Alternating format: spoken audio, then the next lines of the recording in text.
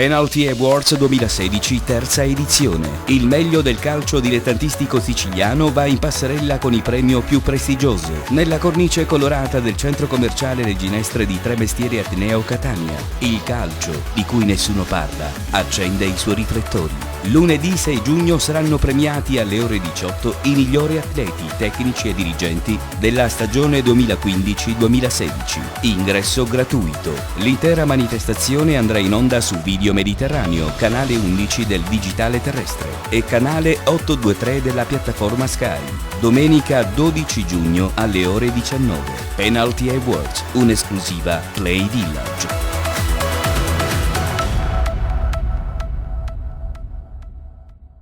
Puntata numero 32, l'ultima in diretta qui da Modica, dove abbiamo vissuto la seconda parte della stagione della nostra trasmissione, una trasmissione che ha parlato soprattutto di calcio dilettantistico e concluderà la sua stagione giorno 6 con il Penalty Awards presso il centro commerciale Le Ginestre di Catania, dove verranno premiati praticamente il meglio del calcio dilettantistico. Ci saranno chiaramente tecnici, allenatori, calciatori dal campionato di prima categoria sino al campionato di eccellenza e tantissimi ospiti illustri che poi insomma sveleremo anche durante questa settimana anche attraverso la pagina Facebook di Penalty. Abbiamo adesso un collegamento molto importante all'interno della nostra trasmissione. Salutiamo un catanese doc che in questo momento vive anche una stagione decisamente positiva a Sassuolo. Parliamo di Guido Angelozzi. Buonasera direttore. Buonasera a voi.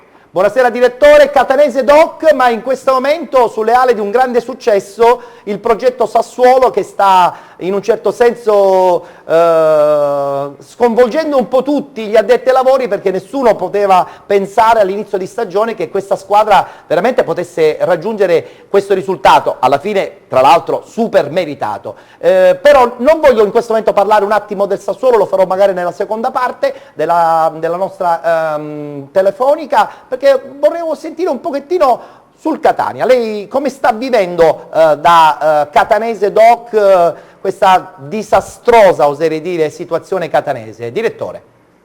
Ma disastrosa, cioè, è un momento magari che dopo la retrocessione dalla Serie A alla Serie B e adesso in C, insomma, il retrocesso in C per varie vicissitudini che tutti quanti conoscete, è un momento un po' triste per il Catania, però bisogna anche reagire e cercare di mettere i coach a posto, perché insomma Catania è una città importante, c'è una storia e tale storia bisogna metterla in atto. Mi dispiace tantissimo perché io sono di Catania, vivo a Catania, per lavoro momentaneamente sono a Sassuolo. Ho giocato nel Catania, ho fatto direttore nel Catania, per cui mi sento un tifoso e mi dispiace molto vedere il Catania in questo momento ridotto così. Ma ripartire è sempre molto difficile, direttore? È veramente sempre molto difficile ritornare insomma ai fasti passati? Secondo lei è sempre molto difficile? No, secondo me no, perché sennò ci sono state tante squadre che sono andate all'inferno, diciamo tra virgolette, di grandi piazze come Catania, come il Palermo che è andato in C, ora si ritrova in Serie A, come il Bologna 2 volte è ritornato in C e poi è ripartito, per cui quando si cade nella vita in genere poi si risale, si riparte, per cui in questo momento il Catania sta attraversando un momento un po' particolare, però se si riesce a riorganizzare la società, a credere a tutto l'ambiente che crede a quello che si fa, secondo me il Catania può risalire alla china dove negli anni ritornare dove gli compete. Assolutamente. Carmelo Puglisi, domanda per il direttore. Direttore, buonasera innanzitutto. Come vive l'emozione, tra virgolette, del debutto europeo? Perché tra l'altro il Sassuolo si è tolto questa grande soddisfazione del 6° posto, adesso però il passaggio del preliminare di Europa League è quanto mai rischiosissimo. In genere iniziare la stagione così presto è stato sempre compromettente per le varie squadre che sono passate dal primo turno preliminare. Lei in particolare, dopo una lunga vita sui campi di calcio, dopo tanta gavetta, come sta vivendo questo risultato così prestigioso? Ma lo sto vivendo con grande soddisfazione, consapevole, perché noi insomma, all'inizio dell'anno siamo partiti a fari spenti, però credevamo molto nella squadra e dicevamo abbiamo un sogno, vediamo se riusciamo ad arrivare nei primi sesto posto, insomma, per entrare nell'Europa League. Prima di... No, diceva direttore? No, che siamo partiti, abbiamo fatto un giro di andata bellissimo, poi abbiamo avuto una flessione verso gennaio e febbraio, poi siamo ripartiti di nuovo e abbiamo fatto un girone di andata a 32 punti, il ritorno abbiamo fatto 29 punti, per cui abbiamo fatto un campionato strepitoso, insomma. Effettivamente. Si fa vedere che avevamo squadre dietro di noi, Milan, la Sampdoria, Torino, Genoa, Lazio, per cui è stata un'annata meravigliosa. Il padron Squinzi vuole la Champions ora, direttore? Ma il presidente, il padrone, è una persona che al di là del primo risultato lui ha costruito, perché il Sassuolo è partito dalla C2, ha creduto sempre, ha fatto una società modello, ha dato un'impronta alla società, ha caratterizzato la società con tutti i giocatori italiani, la maggior parte, per cui, certo. ha dato un senso, un metodo di lavoro e man mano ha messo sia allenatori bravi che dirigenti bravi che stanno portando avanti questo metodo che lui ha progettato. Certo. Un metodo di lavoro che ha permesso anche a Di Francesco di lavorare bene, perché il Sassuolo gioca un grande calcio. Una domanda adesso da parte di Antonio Lapisarda. Direttore, buonasera e complimenti, per non dire complimentoni, perché avete fatto una stagione veramente ottima, sia dal punto di vista di gioco, grazie anche a Di Francesco che avete puntualmente confermato, anche se a tantissime richieste. Le volevo dire dall'alto della sua esperienza, ora bisogna riconfermarsi per il terzo anno consecutivo e soprattutto ora anche in Europa. Come bisogna ripartire, come può ripartire questo Sassuolo per riconfermarsi, perché riconfermarsi è sempre difficile? Ma riconfermarsi, cioè, noi ci dobbiamo riconfermare, ma dobbiamo sempre non perdere di vista il nostro modello di società, di cui crediamo, in cui cerchiamo di portare avanti, per cui stiamo cercando già. Nel mercato di gennaio abbiamo preso 2 giovani importanti come Sensi del Cesena e Marzitelli della Roma, che giocavano nel Brescia, esatto. Acquistati già, per cui quella è la nostra politica.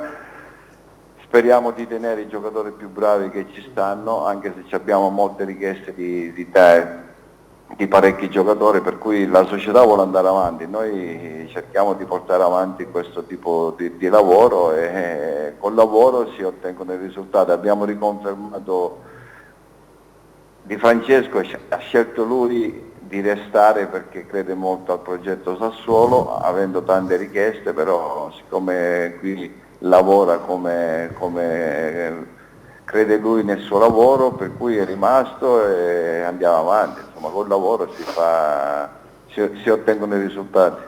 Allora, per chiudere, c'è un amico che vuole salutarla e probabilmente gli ha già fatto i complimenti anche qualche altra volta. Abbiamo Renato Marletta. Renato, vuoi salutare di nuovo e insomma complimentarti con il DS? Ciao Guido. Ciao Renato, grazie dell'invito. Intanto grazie per la disponibilità. Dico, scopri le tue immagini, Renato, rivederti con i capelli bianchi mi fa un certo effetto, perché ti conosco da un quarantennio, quando giocavi bambino nell'Inter Club. Intanto dico, i complimenti sono di dovere. Una domanda: come vedi il futuro del Catania? L'aveva già detto prima. Renato è innamorato del Catania come sono innamorato io, e il futuro sinceramente non lo so per come sta la questione societaria, per cui non posso esprimere un giudizio. Io ci torno poco a casa perché vivo qui sono a Sassuolo, seguo tramite qualche amico, insomma mi informa. Dipende dalla società cosa vuole fare e come può andare avanti. Parte tutto da là, direttore, se ci sarà una società che ha un progetto, bene, altrimenti rischiamo di impantanarci in questa Lega Pro, Ma sì, ma il Catania per tanti anni ha portato avanti un bel discorso, perché aveva un metodo, si lavorava con gli argentini, si era caratterizzato su quella strada là, per cui hanno fatto tante belle cose. Poi capita nel calcio che ci stanno periodi brutti, cioè nel senso che magari non vengono i risultati, questo è il periodo, spero che la proprietà, Pulvirenti, chi sia, che si mette in testa di ripartire di nuovo. Io auguro veramente tutte le fortune alla società, alla città, insomma, perché anche noi auguriamo a lei tanta fortuna per il buon proseguo di questo progetto Sassuolo, che un po' noi qui a Catania stiamo invidiando, però vabbè, dobbiamo stare in rigoroso silenzio e seguire comunque le orme di questo successo, anche perché dietro c'è comunque la mano anche di un catanese, quindi siamo doppiamente contenti. No, però dico, fare un certo tipo anche di lavoro, su un metodo di lavoro qui a Sassuolo è anche più facile, la piazza più tranquilla, certo. È una piccola realtà con una proprietà importante, magari io ho lavorato tanti anni a Bari, che è simile a Catania come città, come pressione.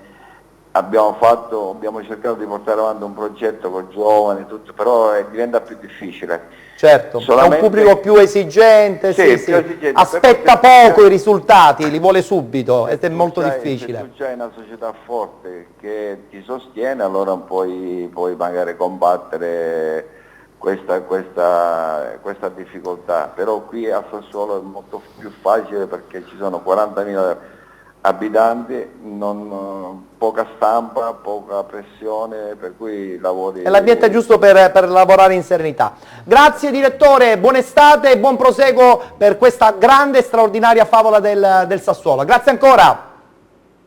Grazie a Guido Angelozzi, direttore sportivo del Sassuolo. Quella sì che è una piazza che ti fa lavorare. Dico bene, Renato? Me lo confermi anche tu, Giuseppe, che un po' sorridevi, no? Sorrido perché poi va a finire...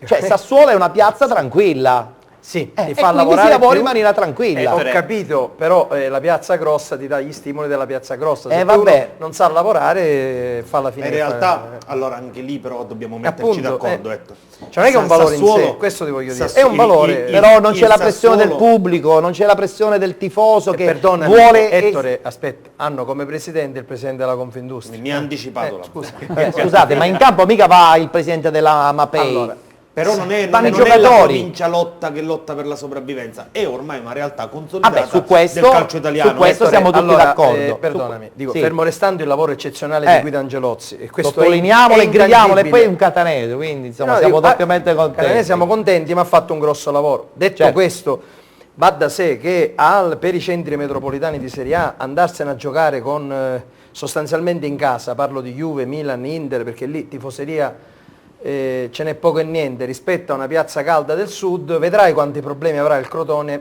a cui auguro un grandissimo campionato, a rimanere in Serie A, perché il Crotone è una piazza calda. Non mi fare Lotito, No, non mi fare Lotito. No, ma sto dicendo esattamente, dico esattamente, non mi fare Lotito. Guarda, la distanza fra me e Lotito non so se è amico vostro. Vabbè, la battuta. Però voglio dire, no, perché Lotito esattamente all'opposto. Ettore, andare a Crotone per la Juventus, voglio dire... La uso come termine di paragone, non sarà una passeggiata di salute, è una trasferta seria, è una trasferta vera. Andarsi a fare una trasferta a Sassuolo per molte squadrone è un po' più facile. No, non è un po', giocano in casa. È un po' più facile, è un po' più a questo metti i capitali che affluiscono, perché qualunque errore si faccia a Sassuolo hanno Scusa, ma ben vengono i presidenti che hanno la possibilità economicamente di sostenere una squadra, perché ormai di pochi ce ne sono rimasti. Ma appunto, quindi non è che è la favola, voglio dire, di Davide e Golia. Sassuolo è una grandissima realtà economica, con poche pressioni dell'ambiente. Sì. Se a questo unisci il fatto che le grandi piazze di Serie A vogliono andare a Sassuolo, preferiscono andare a Sassuolo, e anche qui rispetto a piazze come Crotone, come potrebbe essere Bari, come potrebbe essere lo stesso Lecce, voglio dire, il gioco è fatto, fermo restando, ripeto che quello che ha fatto il Sassuolo Antonio, cosa volevi dire? Perché ti allora, vedo fremere in questa situazione. Avrei voluto chiedere al direttore Freme, ha sempre qualcosa da dire. Sì, lo so, però avrei voluto dire al direttore quanta voglia avesse di ritornare a Catania visto gli ultimi fasti. Ma guarda, non ce n'è guarda, non ti sbagli, secondo me la voglia si è vista. Sì. Non si è mai profeti in casa, sì, però l'ultima volta quando c'era allenatore un certo Colantuono in Serie B con tantissimi giocatori, c'era anche Mascara, ricordiamo un Del Vecchio. Non l'abbiamo vinto il campionato. Non abbiamo vinto il campionato, però siamo arrivati... Non l'abbiamo vinto il campionato. Sì, ma siamo arrivati vicini, Ettore caro, quindi è stato un direttore che ha costruito una squadra in 10 giorni. Ha costruito in una notte. Onore e merito. Quindi onore e merito a No, questa persona che l'ha costruito in una notte. E l'ha fatta Angelozzi, il Catania, perché era la vicenda del 2003, Esatto. quindi la riammissione in extremis, Sì. quindi a termini, Renato aiutami, Già quasi a fuori- termini, eravamo in prorogatio, lui in una notte fece una squadra, Non dire parolacce. in una notte No, sta battuta. no, fece una squadra che non fece playoff per salire in A, soltanto perché saremmo entrati in conflitto di interesse col Perugia, il cui proprietario era sempre Gaucci. Noi avevamo insomma, se la storia è quella, perché sennò Angelozzi, una squadra che probabilmente avrebbe fatto i playoff per andare in A, l'aveva pur fatta. Sì, Hai ragione tu. Vi devo fermare Sbaglio, perché dire- adesso andiamo in pubblicità e poi dobbiamo parlare anche un attimo con il DS dell'Acragas, perché nessuno parla di questo Agrigento. Carmelo, com'è possibile? Perché l'Agrigento non è valutato per il giusto merito, secondo te? Questo non, Cioè, non salvezza credo. ottenuta, Rigoli super richiesto, Hanno fatto miglior allenatore della sono riusciti Lega a Pro, recuperare una situazione difficile. No, credo che il merito Glielo diamo, di Rigoli ne glielo abbiamo gridiamo parlato. ad alta voce. Diciamo che di Rigoli ne abbiamo parlato tanto, quindi il merito, ci hanno recuperato una stagione che si era messa male. Vabbè, quindi, ok, allora ma vediamo soprattutto in questo momento sarà bello parlare col direttore anche del 2016-2017. Certo. Il passato, Se Rigoli bravi, è confermato ma meno, perché ancora non ci sono adesso voci. vogliamo capire che Acragas vedremo l'anno prossimo. Allora, tra poco ci sarà il collegamento con il DS Totò Catania dell'Acragas, ci fermiamo, c'è la pubblicità, non scampate, non cambiate canale perché torneremo a parlare dell'Acragas, come ho detto qualche secondo fa, ma soprattutto del calcio Catania e poi parleremo anche dei portieri, che è un ruolo sempre molto difficile. Tu da bambino facevi il portiere? Ti facevano giocare in porta? Perché uno che non sapeva giocare a pallone ti metti in porta. Io lo so giocare, Vabbè. mi diletto, dai.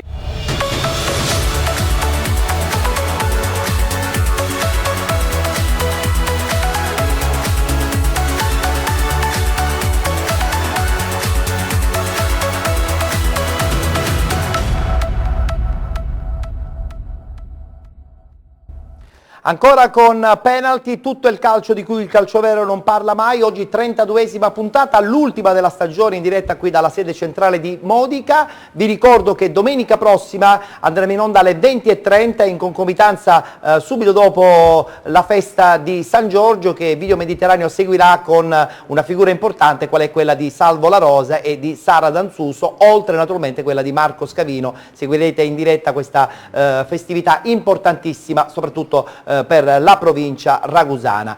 Vi ricordo che alle 20:30, appunto domenica prossima, verranno presentate le nomination, quale migliore portiere, miglior difensore, miglior centrocampista, miglior attaccante, miglior tecnico e anche miglior dirigente per la categoria eccellenze, per quanto riguarda anche la categoria promozione.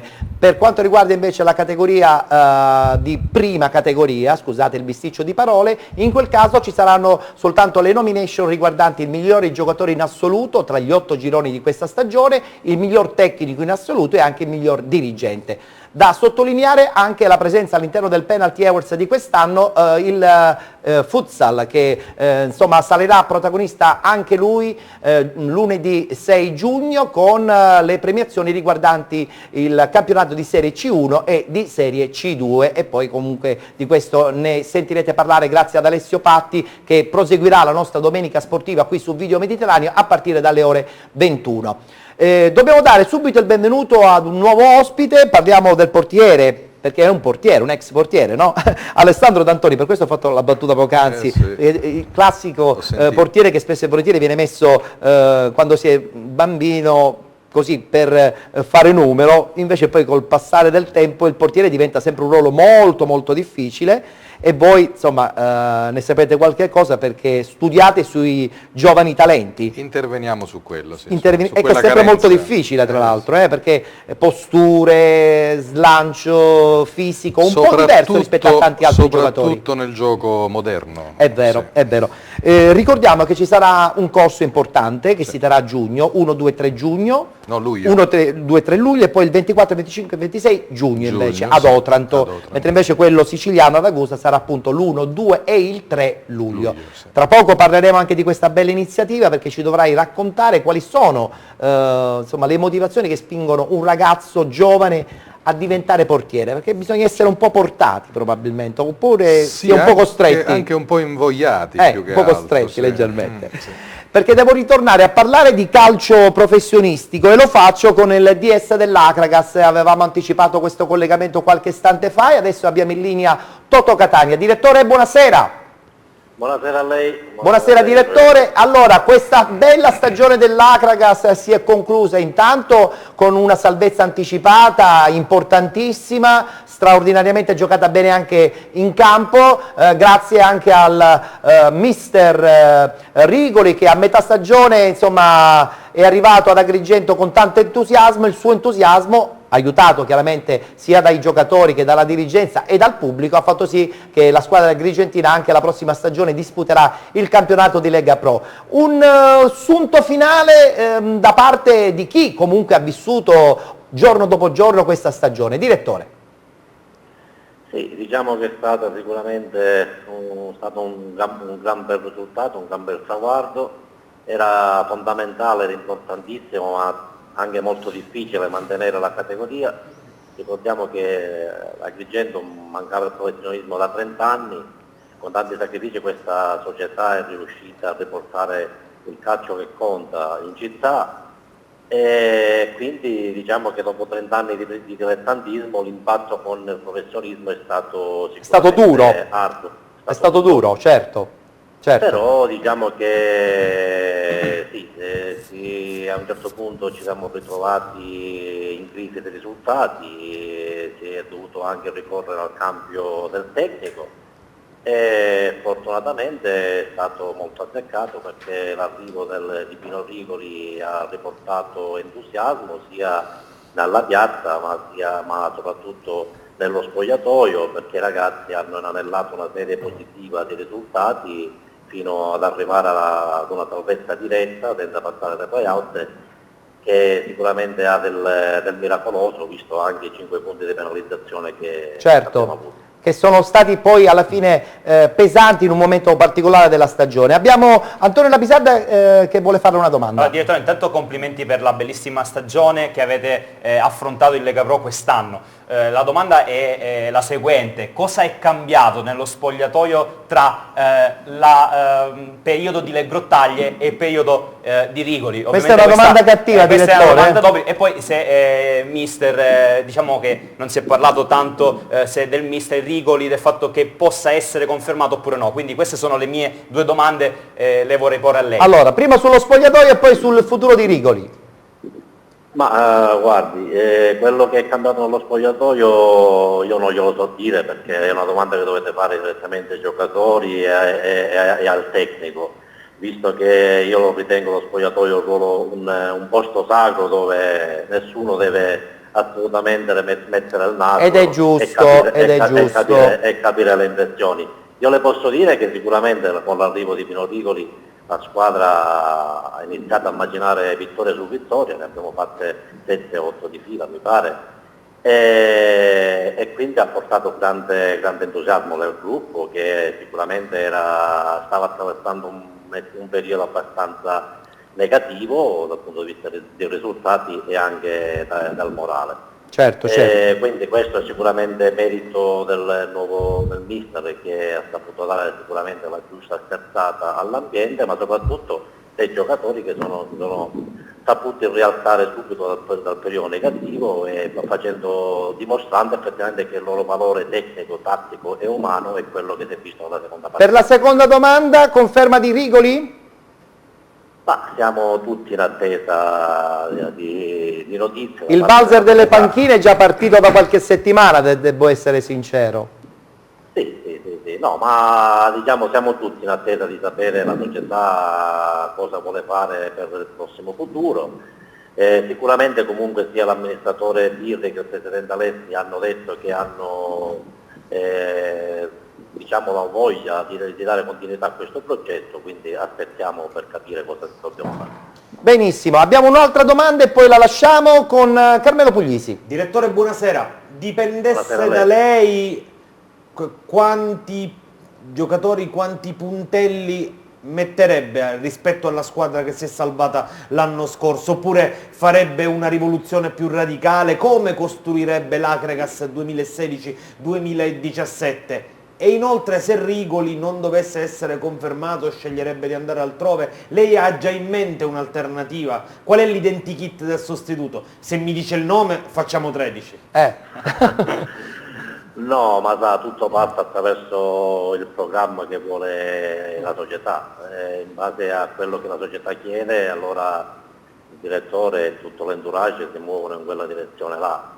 Le posso dire che al momento circa l'80% dei giocatori dell'anno scorso sono tutti in scadenza.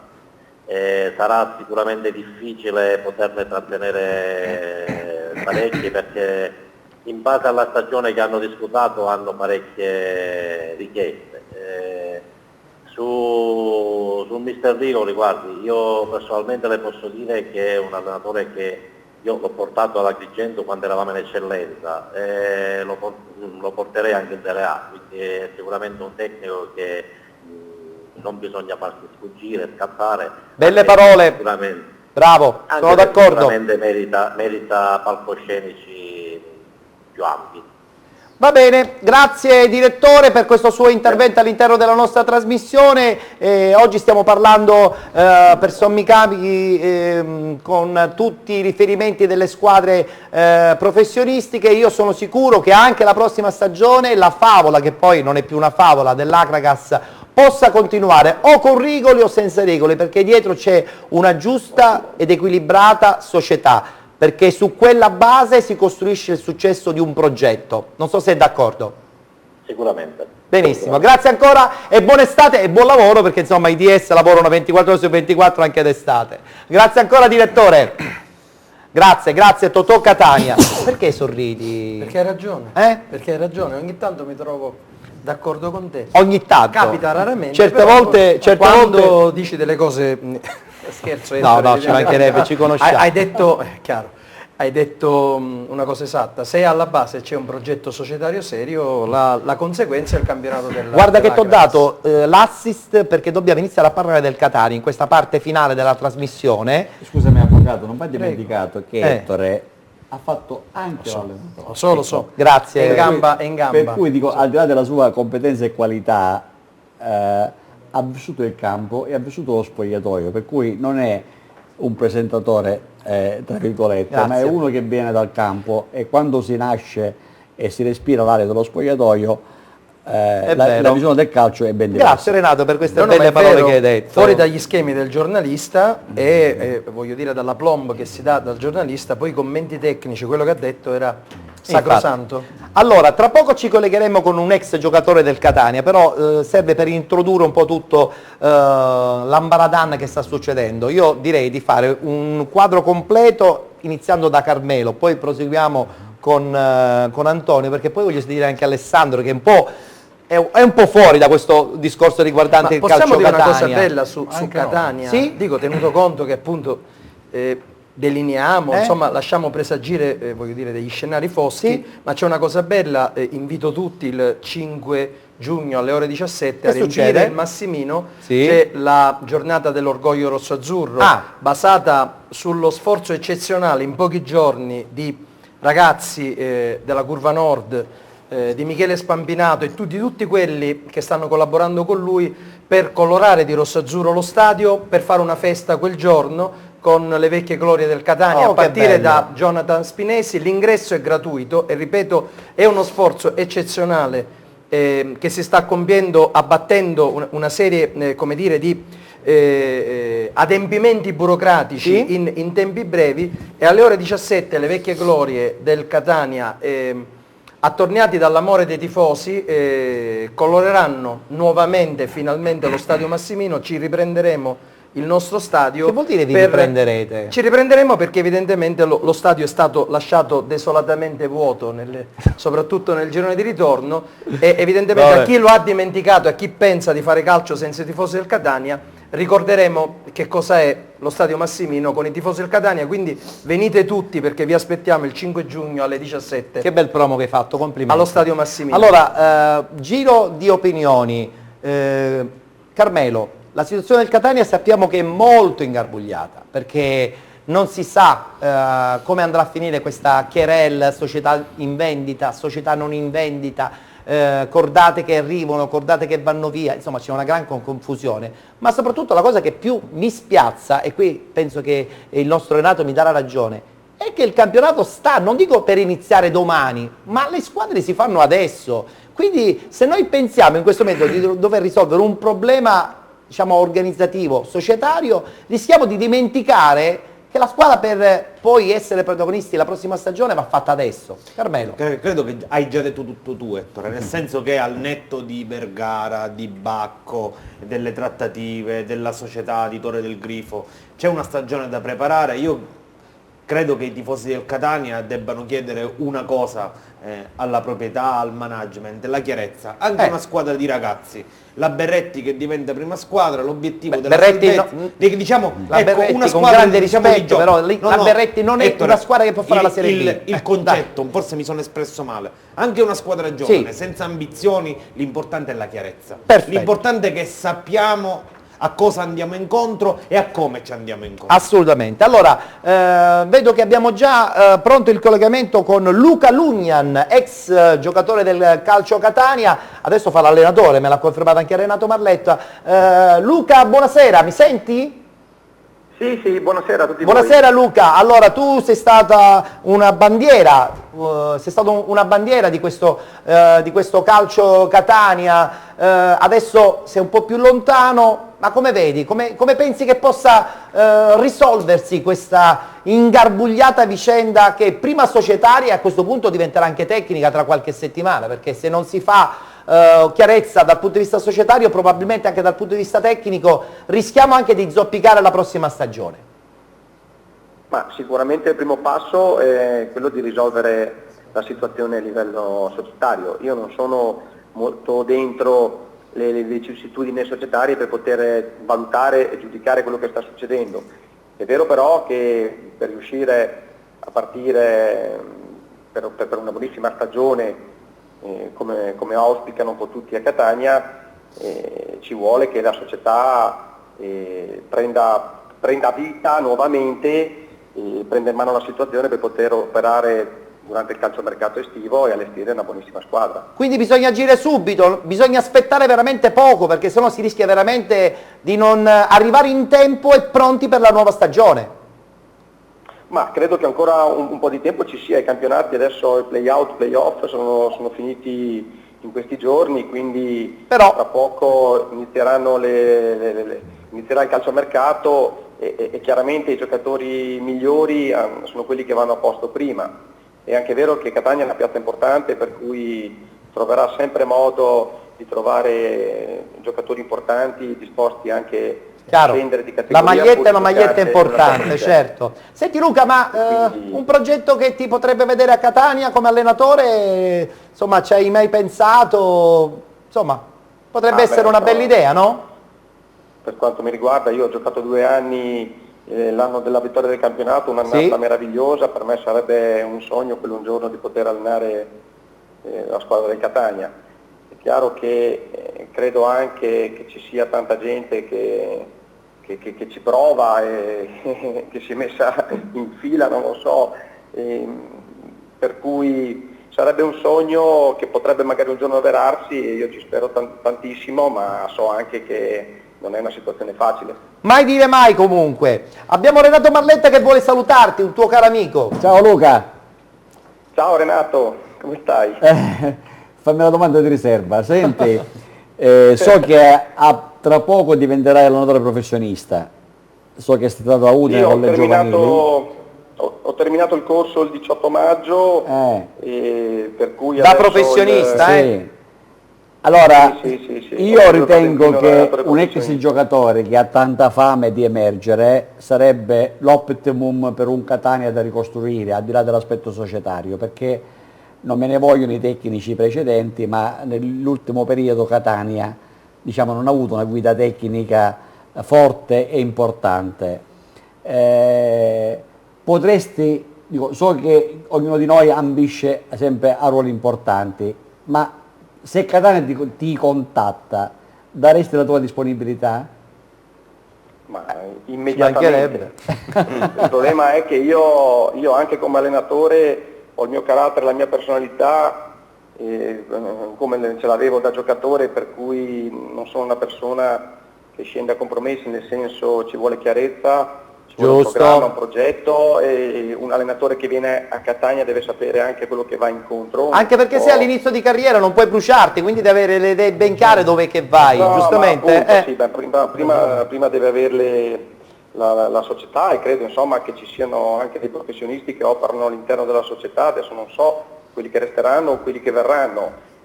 Chiaramente lavorare a Catania è una grandissima responsabilità verso una piazza importantissima, verso gente che vive anche di calcio, aspetta la domenica per la partita. Io conosco benissimo le persone di Catania, per cui l'allenatore deve sapere anche quello che va in fondo. Chiaro. Allora Luca, ultima domanda. Scusami, dicevi? Dicevi, scusa?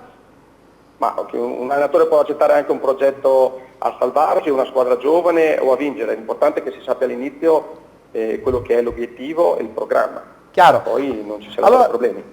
Luca, per chiudere c'era Carmelo Puglisi che voleva farti una domanda e poi ti congediamo.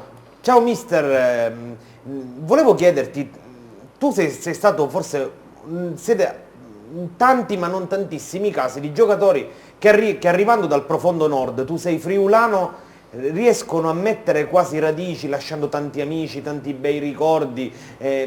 Quando giocano al sud, tu hai fatto 2 esperienze straordinarie a Catania e a Catanzaro. Come nasce questa alchimia? Cioè giocatori che magari arrivano dal profondo nord, dove le abitudini, i modi di fare, i modi di concepire, di vivere il calcio sono diversi, ad ambientarti in modo, a esserti ambientato in modo così importante invece in città calde del sud come Catania e Catanzaro nel tuo caso? Ma io credo che sia una questione di carattere, insomma. Io ho un carattere molto, molto forte, molto caldo, mi soprannominavano giù il terrone del nord, io mi identificavo benissimo anche con la gente, perché lo spirito battagliero che avevano loro era il mio, e quando andavo in campo insomma cercavo di trasmettere un po' tutta quella che era la mia passione e l'attaccamento verso la maglia che indossavo. D'altra parte essere friulani, dicevo, d'altra parte essere friulani vuol dire avere insomma tanta grinta, tanta determinazione, una corteccia dura, come si suol dire.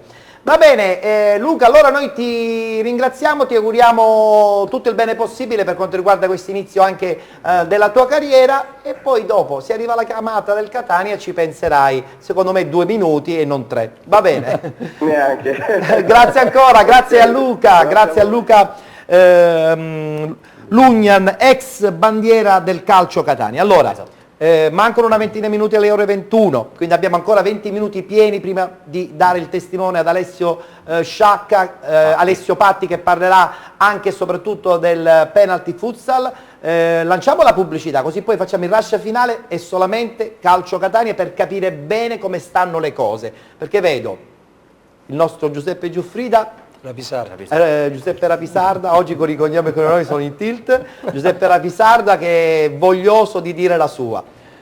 Poi mette un po' pace e tranquillità il nostro Renato Marletta. Alessandro ci deve parlare soprattutto di questa bella iniziativa legata al ruolo del portiere. Antonio, tu sei sono un fiume in piena. Un fiume in piena, mentre invece la pacatezza di Carmelo, che invidio, ma invidiamo un po' tutti. Ci piace tanto. Allora ci fermiamo, c'è la pubblicità tra poco, gli ultimi 20 minuti di questa puntata odierna della nostra trasmissione. Mi fanno dei sceni dalla regia? No, vabbè, ok. Pubblicità allora, tra poco.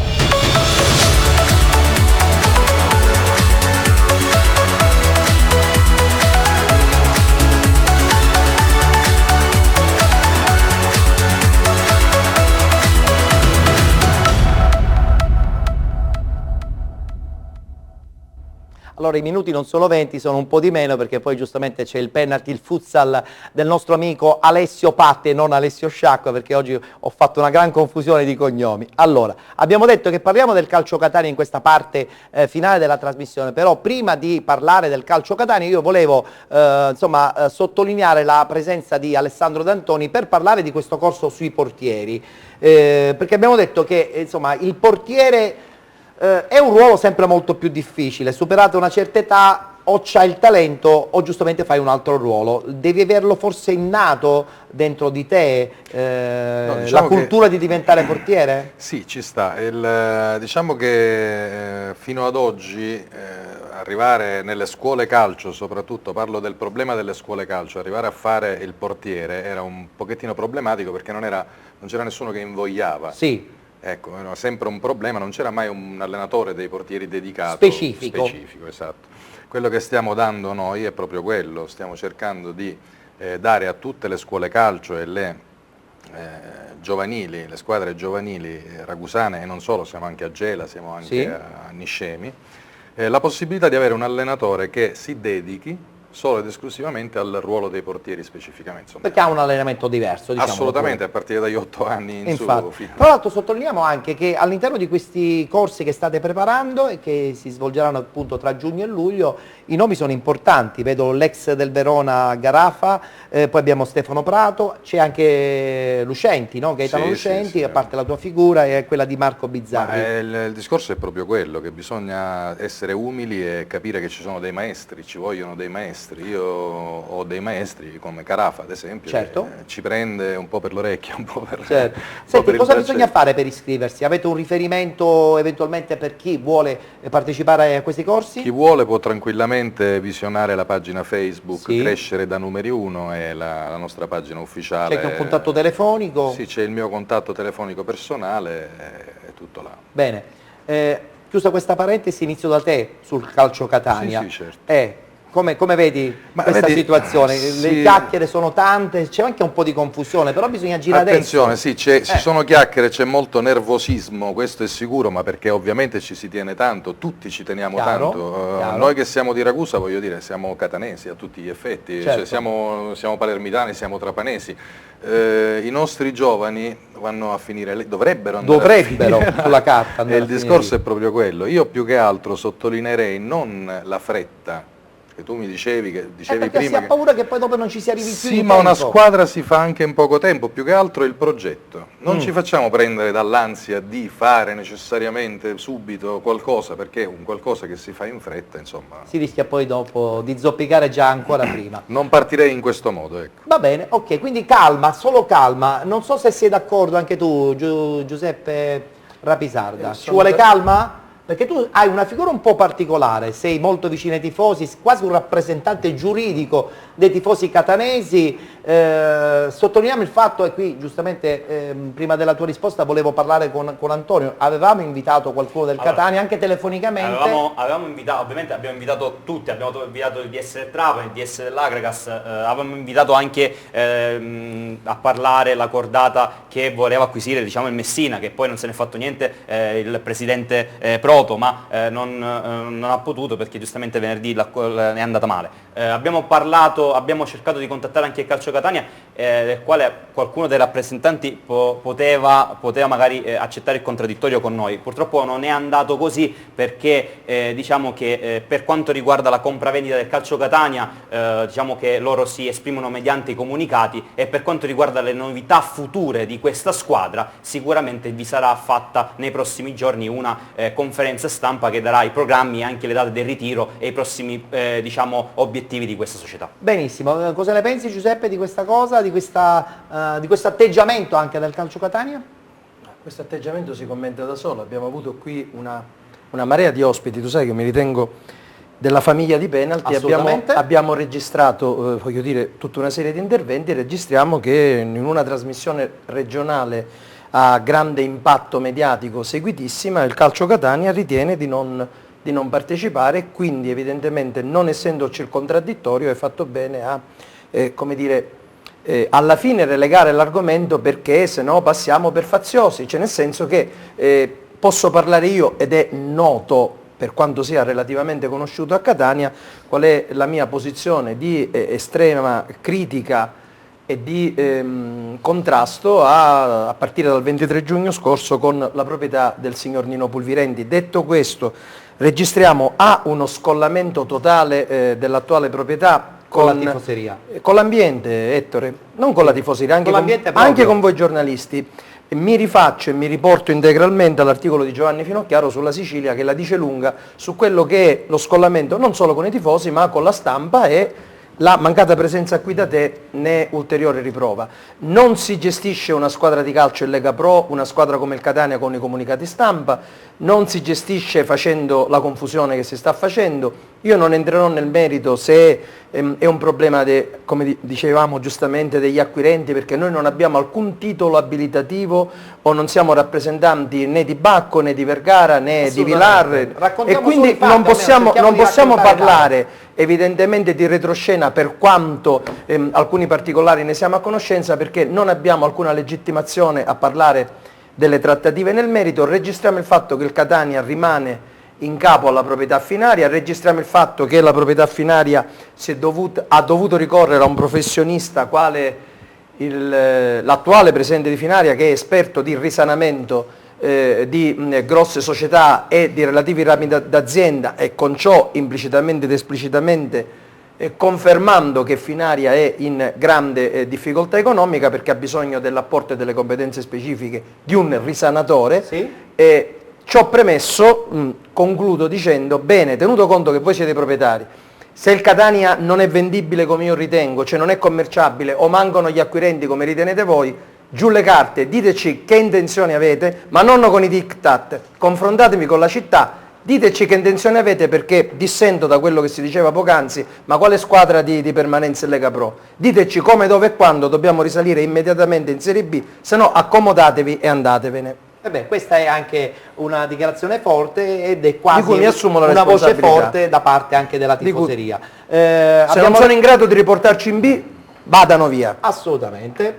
Allora, premesso che non sono il depositario di nessuna verità, però, neanche io, però direttamente, sì, essendo stato il primo interlocutore, sì, in nome e per conto della Inter Consulting ad avere il 4 agosto un incontro con lo studio Abramo, ritengo che il Catania non si vende, non si può vendere, non si deve vendere, ci stanno prendendo in giro. Giusto, Renato? Bene, questa è anche un'ulteriore dichiarazione forte, purtroppo non possiamo sentire l'altra parte. Sono disponibile a qualsiasi contraddittorio con la proprietà. Non hanno dato comunicazione. Ma è coerente, Renato Marletta è assolutamente coerente col pensiero dominante dei tifosi, gli do atto e sottoscrivo quello che ha detto. Allora permettimi una parola, ovviamente purtroppo non c'è un diritto di replica, però noi siamo qui, qualora la società Calcio Catania volesse intervenire, noi siamo qui anche per... Ma ha un addetto stampa, Antonio? Ha un addetto stampa? Sì, c'è l'addetto stampa, non è un problema di addetto stampa.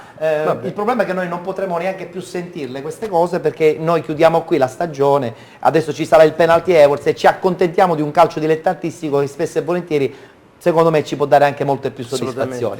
Hai ragione. Allora, passo ai saluti finali. Carmelo Puglisi, che lo vedo molto sereno anche sul Calcio Catania. Sì, no, io devo dire, non sono...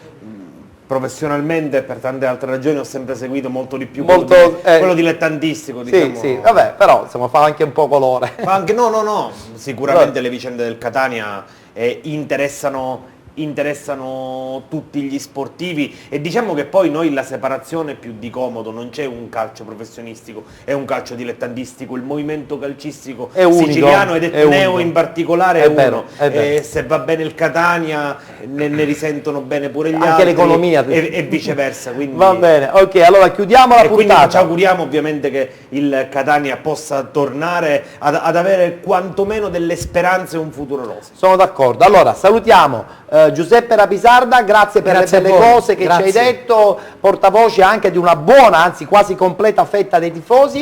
Salutiamo Renato Marletta. L'appuntamento per il 6, per l'8, per il 14 e per il 16 giugno. Mamma mia, quanti appuntamenti, però intanto il primo più importante è quello di giorno 6, penalty awards.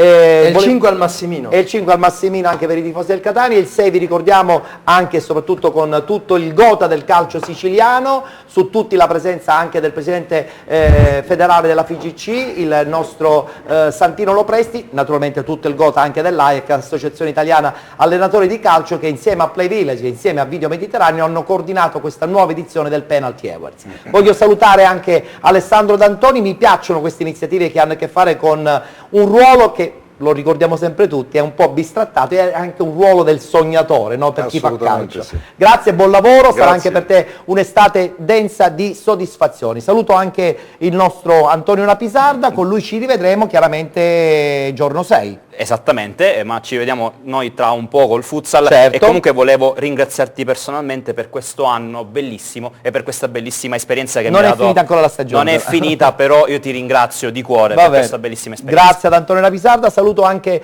Carmelo Puglisi, anche lui sarà un protagonista del penalty Non è finita perché ci vediamo giorno 6. Del penalty L'hai Awards. detto numerose volte, se mi permetti lo aggiungo anche io, Sì. vi aspettiamo tutti al centro commerciale Legginestre per vivere una grande serata di calcio e di spettacolo. e di spettacolo. Ok, vi saluto, vi lascio con la sigla ufficiale anche degli Europei di Calcio 2016 che partiranno tra qualche settimana. Vi voglio ricordare che tra qualche istante ci sarà la puntata ultima anche in questa occasione del Penalty Futsal e vi do appuntamento a domenica prossimo, subito dopo la diretta di Salvatore Rosa, Marco Scavino e Sara Donsuso sulla festività di San Giorgio, con la presentazione ufficiale delle nomination 2016 del Penalty Awards, che vi aspetta lunedì alle ore 18, ingresso gratuito presso il centro commerciale Legginestre di Tremestieri e Teneo. Buon proseguo di serata.